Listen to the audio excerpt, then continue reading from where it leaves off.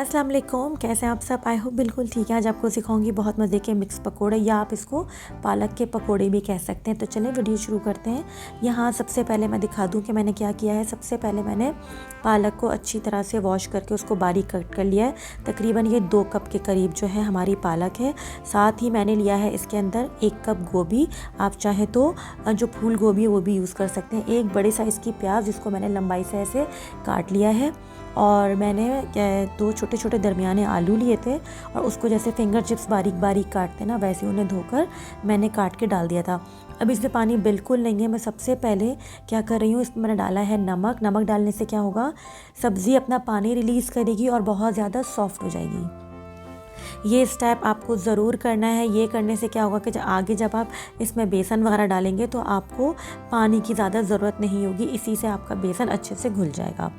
यहाँ तकरीबन मैंने 1 टीस्पून के करीब नमक डाला था। बस आपको यह ध्यान में रखना है कि नमक आपने पहले 1 टीस्पून डाल दिया है और वेजिटेबल्स में नमक अच्छे से आ गया है। 10 से 15 मिनट का रेस्ट दिया था और यहाँ देखिए वेजिटेबल्स ने कितना सारा पानी अपना रिलीज़ कर दिया है।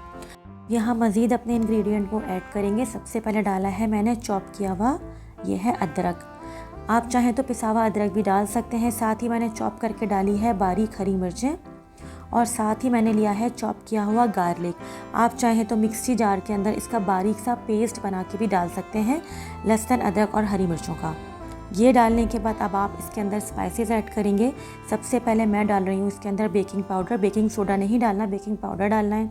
और अब इसके अंदर कौन से इंग्रेडिएंट जाएंगे, सबसे पहले जाएगी सौंफ, अजवाइन, ये है साबुत धनिया, इसको हल्का सा क्रश कर लिया था। थोड़ा सा जाएगा इसके अंदर गरम मसाला, लाल मिर्चें, हल्दी, और ये है थोड़ा सा खटाई, और ये है हमारा ज़ीरा, और ये सूखी मेथी। अगर आपको मेथी नहीं पसंद तो आप इसको स्किप कर सकते हैं। बाकी तमाम इंग्रेडिएंट क्वांटिटी के साथ डिस्क्रिप्शन बॉक्स में मेंशन होंगे, वहाँ से नोट डाउन कर लीजिएगा। मैं जिस हिसाब से बना रही हूँ मैंने अपने ही आइडिया से इसमें मसाले ऐड करे हैं। आपको मैं वहाँ पे बिल्कुल परफेक्ट रेसिपी दूँगी, तो फिर आप उसी को फॉलो कर लीजिएगा।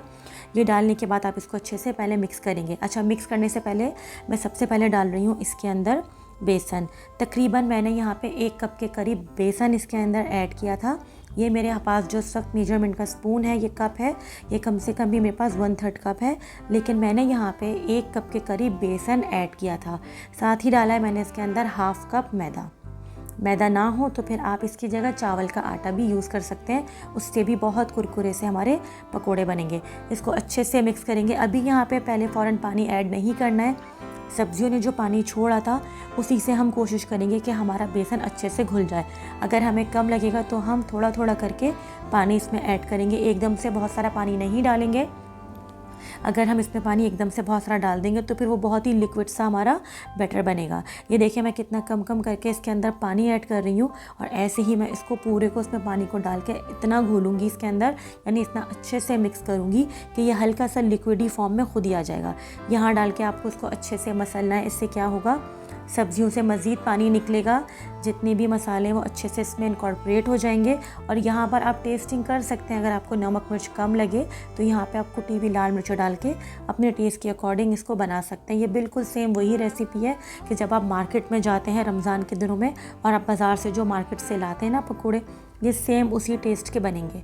आप ट्राई करके देखिएगा और आपको ज़रूर पसंद आएंगे।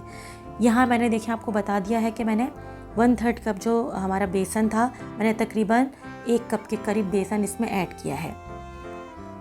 ज़्यादा नहीं डालना है। अब आप देख लें इसका कितना अच्छा सा ये मिक्सचर रेडी हो चुका है। अगर मैं इसको हाथ में उठाती हूँ तो बिल्कुल ही आराम से मेरे पास सेट होकर आ जाता है हाथ में। ठीक है, आप इसको 10 मिनट का रेस्ट देंगे तो ये और लिक्विडी फॉर्म में आ जाएगा। ऑयल को गर्म करेंगे, एकदम हॉट ऑयल नहीं करना है, मीडियम हॉट ऑयल करना है। हाँ, मैंने देखें थोड़ा सा डाल के चेक कर लिया था, हमारा ऑयल अच्छे से गर्म हो गया है।